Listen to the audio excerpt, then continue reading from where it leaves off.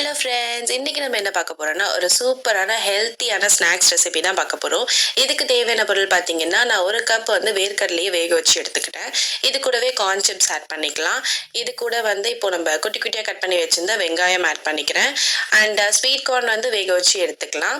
அப்படியே கேரட்டையும் துருவி சேர்த்துக்கலாம்.